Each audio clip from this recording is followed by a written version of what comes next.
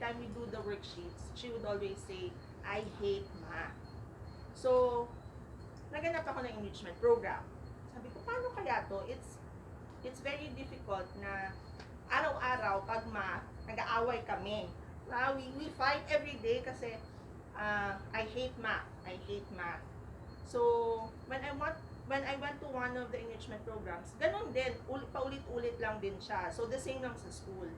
So, sabi ko, saan kaya? And then, a friend referred me to Seriously Addictive Math.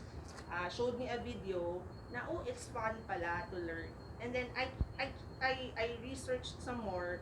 Then, I found out na, may ibang approach pala for the kids to enjoy it. Para wala nang I hate math. And also, I realized that math kasi is logic also. And with the kids of today, lahat one click away. Short yung attention span. So, with Sam, we enhance their critical thinking skills.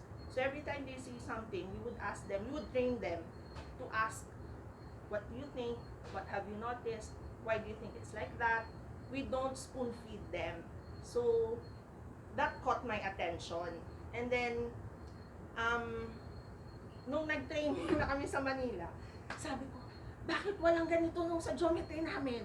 Kasi, it's easy lang pala kung may approach na ganun. And, for the kids naman, especially sa school na very rigid na ngayon, no, study, all academics, I want something different na they would have their playtime at the same time learn.